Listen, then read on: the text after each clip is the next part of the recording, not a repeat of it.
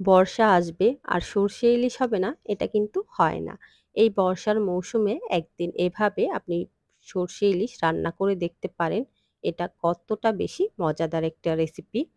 আর এটা আপনাদের বাসায় সবাই পছন্দ করবে। তো ১ম এ এরকম ইলিশ মাছের মধ্যে অল্প করে হলুদ, মরিচ এবং লবণ আর দিয়েছিলাম সরিষার তেল দিয়ে এটাকে মাখিয়ে নিয়েছিলাম। তো এরকম করে মাখিয়ে এটা এখন আমি ভেজে নিব। অল্প করে ভেজে নিব। খুব বেশি ভেজে নিব না। যেহেতু এটা সর্ষে ইলিশ করব। তো এইজন্য অল্প করে সর্ষের তেলেই এটাকে ভেজে নিব। তো এরকম এপিঠ-ওপিঠ অল্প করে ভেজেছি। এখন এটাকে উঠিয়ে নিয়েছি।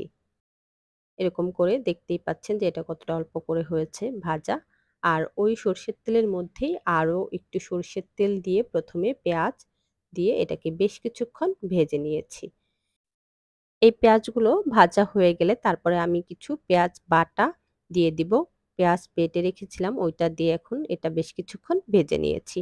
যেহেতু এটা ইলিশ মাছ এমনিতেই অনেক মজাদার, এটার একটা খুবই সুঘ্রাণ আছে তাই তেমন কোনো মসলা দেইনি। যেগুলা একটু ঘ্রাণওয়ালা মসলা যেমন অন্য উপকরণ আদা রসুন এগুলো কিছুই দেইনি। তো এর মধ্যে পরিমাণ মতো পানি দিয়েছি। পানি দিয়ে এটা এখন একটু জাল দিয়ে নিব। আর এটা কালো সরিষা ছিল, কালো সরিষা বেটে নিয়েছি। আমার কাছে হলুদ যে সরিষা বা যেটাকে সাদা সরিষা বলে ওটা ছিল না। আপনাদের কাছে ওইটা থাকলে ওইটাই অবশ্যই দিবেন।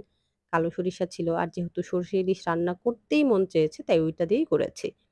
তো তারপরে অল্প করে হলুদের গুঁড়া এবং অল্প করে মরিচের গুঁড়া, ধনিয়ার গুঁড়া দিয়েছি। এগুলো খুবই অল্প দিয়েছি যে এগুলো যেহেতু শুধু এখানে মাছই দেওয়া হবে আর এই ঝোলটা কমে আসবে সেই হিসাবে আপনারা আ ১/২ চা চামচ করে বা ১ চা চাম ১ চা চামচ করে দিয়ে দিবেন।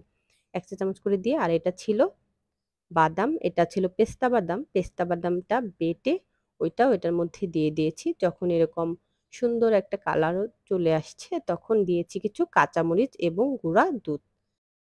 এই গুঁড়া দুধ এবং কাজু বাদাম বাটা এগুলো দিলে এই রেসিপিটা অনেক বেশি মজাদার হয়ে যায়। আপনি যদি এভাবে ট্রাই না করেন তাহলে আমি বলব অবশ্যই একবার এভাবে ট্রাই করে দেখবেন এটা কতটা বেশি মজাদার হয়। তো এখন অল্প করে লবণ দিয়েছি যেহেতু মাছের মধ্যে অল্প করে লবণ দিয়ে ভাজা আছে তাই অল্প করে লবণ দিয়ে এটা নেড়ে-চেড়ে এখন এটার মধ্যে ভাজা মাছগুলো দিয়ে দিব।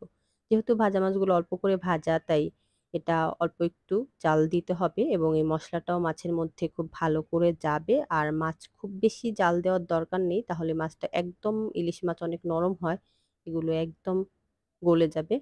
তাই এখন এগুলো দিচ্ছি এবং এগুলো মাঝারি আঁচে ১ম এ এপিঠ কিছুক্ষণ এরকম করে জাল হবে। তারপরে হওয়ার পরে এটা উল্টে-পাল্টে দিব। মানে ওই পিঠ দিয়ে দিব। তারপর ওই পিঠ কিছু জাল হওয়ার পরে এটা নামিয়ে নিব। ততক্ষণে এই মসলাটাও আরো অনেক ভালোভাবে কষানো হয়ে যাবে এবং এই মসলা থেকে তেল বের হয়ে যাবে এবং সুন্দর কালার চলে আসবে। তো এজন্য এভাবে আমি মাঝে মধ্যে এভাবে এটাকে নেড়ে-চেড়ে দিচ্ছি। যদি ইলিশ মাছ বেশি একদম এদিক-সেদিক করি তাহলে ভেঙে যাওয়ার সম্ভাবনা থাকে। কারণ ইলিশ মাছ অনেক বেশি নরম হয়। তো এজন্য এরকম করে নেড়ে-চেড়ে দিচ্ছি যেন মসলাটা কোন জায়গাতে আবার লেগে না যায় বা সব জায়গাতে যেন সমানভাবে জাল হয়। তো এরকম করে তারপরে আবার কিছুক্ষণ পর এভাবে আস্তে করে হালকা হাতে এগুলো উল্টে দিয়েছিলাম এবং আরো কিছুক্ষণ এভাবে জাল দেওয়ার পরে এটা এরকম একদম সুন্দর উপরে তেলগুলো ভেসে উঠেছিল। আর এটা দিয়েছিলাম শেষে ভাজা জিরা, অল্প করে ভাজা জিরা দিয়ে এটা অল্প আঁচে জাল দিচ্ছিলাম যেন নিচে লেগে না যায়।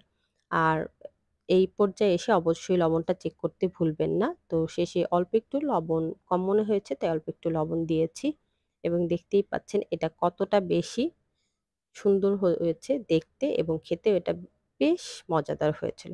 তো অবশ্যই বাসায় ট্রাই করবেন এবং আমাকে জানাতে ভুলবেন না। আজকে এই পর্যন্তই। আল্লাহ হাফেজ।